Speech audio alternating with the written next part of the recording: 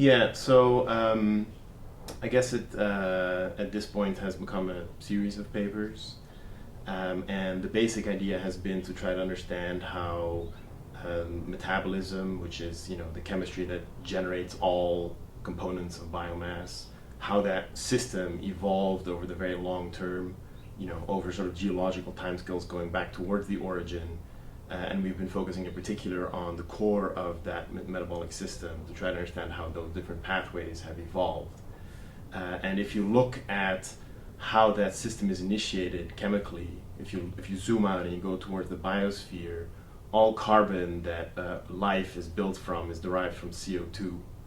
And so carbon fixation is the process by which the biosphere takes up the CO2, transforms it into small organic molecules, and then builds everything else from that.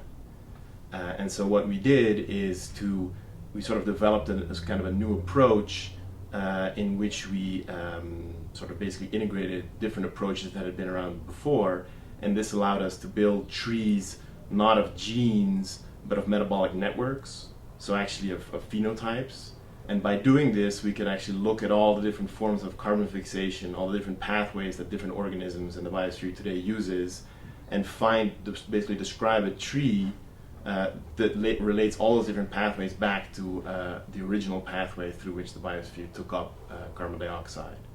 And what's interesting about that, in a way, or one of the things that's interesting about it, is that, in fact, the carbon fixation pathways today are biological pathways, are performed using biological machines, enzymes, and all these other functions that life today has. But if you look at the chemistry that underlies that process, the molecules that are actually being interconnected, that chemistry may actually be older than the biological machinery that performs that today. And so by tracing back these pathways of carbon fixation, we may actually get some insights, potentially, into what kind of prebiotic chemistry was transforming CO2 into the original organic molecules from which all life then later arose. Wow. And so when you say you're tracing them back, how exactly do you do that?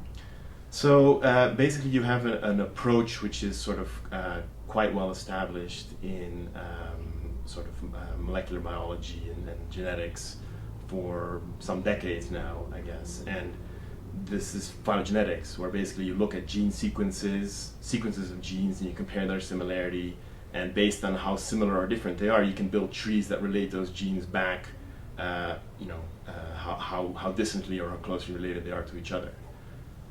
What we did is to take that kind of an approach and combine it with another approach in which you sort of reconstruct metabolic networks from the genomes of individual organisms. And by integrating those two now, we can actually start building trees of metabolic networks. So where each node in the tree is now not a gene or a combination of genes, but an actual functional metabolic network. And because we can impose certain constraints of function on each of those nodes, we can sort of reconstruct the whole sequence of evolution of that specific function.